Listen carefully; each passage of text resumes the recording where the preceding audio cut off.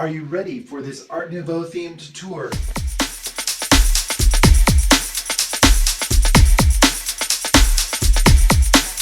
Hi, I'm Aaron, aka Visionaaron, and welcome to this transformation of a guest room into a golden palace fit for a king or queen. I already have a mustard colored family room downstairs in the kind of rainbow flow of the downstairs, and I wanted to do something different upstairs in the rainbow flow, and instead of going towards yellow, I'm not a big fan of like bright sunshiny yellow. I like more mustard tones or muted yellows, so I thought another color that I like is gold, and why not do something for a guest room that makes it more of a unique experience?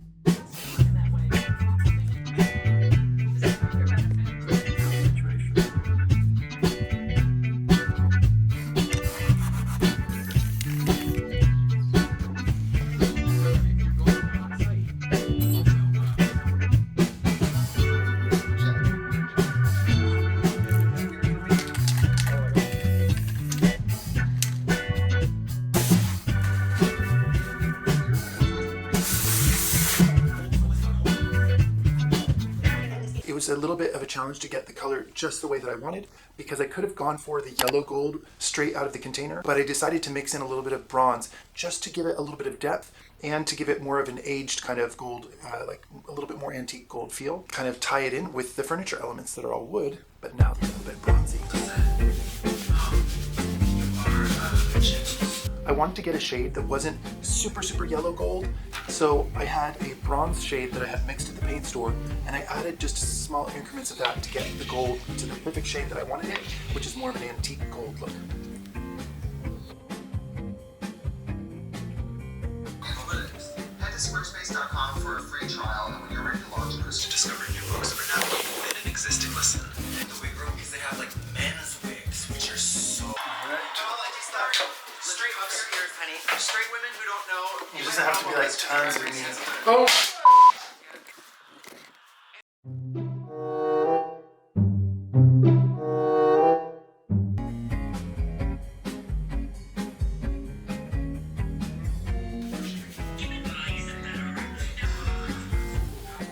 Alright, so I've done my second coat of gold paint on this gold wall. It's really fun to see this effect because I feel like I'm in some kind of church or something like that, and there's churches I've seen in Italy or in Portugal that really have a lot of gold leaf.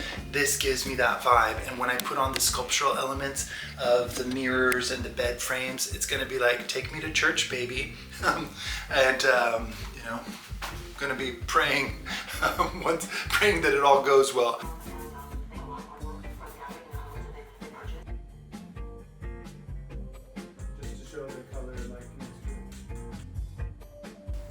When you look into the room from the rainbow hallway, you definitely get the sense of it being a yellowish room, which is what I wanted. I didn't want to go full bronze. I wanted it to be a little bit of more antique gold, but still having enough yellow to it that you read this room as being the yellow room in the rainbow flow of my house, which is like red, orange, yellow, green, blue, purple. So I wanted to go for the gold, and I don't know if I went for the gold or if I got bronze or got both, but you tell me what you think. All right, got it in the hole. Look at it starting.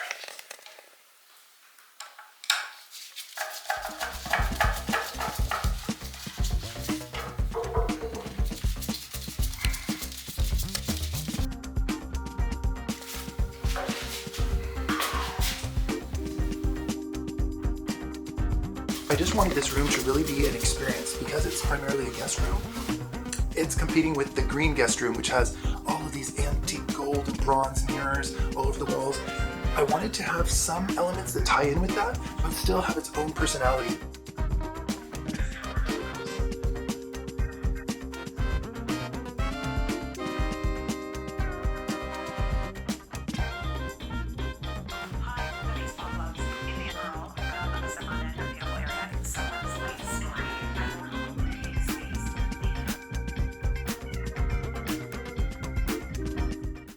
If you've made it this far into the video, then it means you might like something you see here.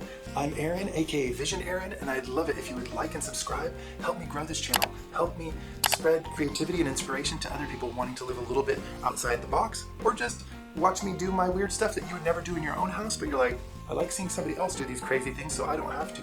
And one of my biggest inspirations for the kind of golden tones and artwork is Gustav Klimt. And one of the artistic inspirations that I love for illustrative style and composition is Art Nouveau artwork, like by the artist Alphonse Mucha. And I wanted to combine those elements in the inspiration for this room, making it sort of Art Nouveau, Gustav Klimt, Alphonse Mucha themed room. Some people hate a themed room, but for me it feels kind of fun, and it's especially for a guest room. It's a place where people are going to stay a few nights. Some people will stay more than a few nights, but they are going to have an experience when they come here, and I want them to feel like I'm in Europe. I'm in a country that has old antiques and carved wood like you see in many of the big historic monuments here in Portugal. So I wanted to include some of those elements both in furniture by sourcing furniture that is literally over 100 years old and creating some pieces that are new but that still tie in. So this is one of my biggest inspirations for the gold theme in this room is Gustav Klimt. You'll recognize The Kiss, which is one of his most famous works, but the composition and the color palette is something that is really beautiful to me. And I actually have certain tapestry pieces, or what can I call them? I have certain upholstery fabrics that are sort of like little tapestries or little woven works that are made from Gustav Klimt images, and I might make a patchwork bedspread for this room.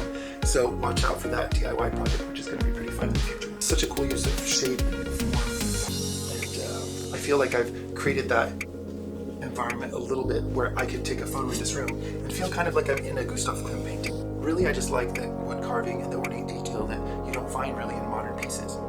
Also the durability of actual old antique hardwood.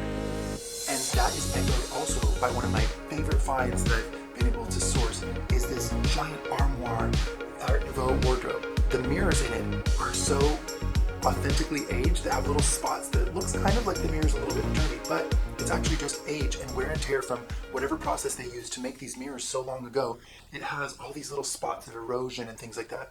But to me, it's almost like a kind of an antique version of a filter. When you look into that mirror, if you know that it's not dirt, it's just more age and wear and patina that kind of gives a vintage quality to the reflection when you look into it. And I kind of feel like it almost transports you in time, which I think will also be good for photos and just for the experience of being in the room with pieces that really are from the era that we're trying to emulate or be inspired by. Having some authentic pieces from that time period really ground the space so that when we put some modern elements or modern interpretations of Art Nouveau, it ties them in.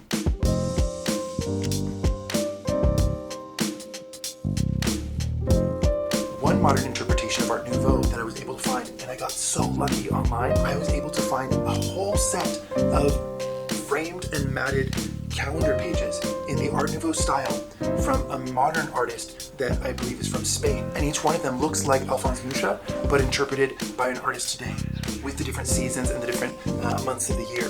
One of the biggest challenges was creating a very tight gallery wall where I wanted the pieces to fit almost like perfectly like a puzzle, which is very ambitious and very difficult to drill holes and put in screws in just the right position to be able to create a very full gallery wall behind the door and next to the armoire. It was a labor of love and pretty complicated to get all the screws in place, and then I had to remember which order to put things in because you almost had to like lift up some of the frames and then slide the other one underneath and then have them rest on each other so that they would be super tight. There's a few little gaps here and there, but the wall is also painted gold behind them, so that gold just peeks through and ties it in with the rest of the room.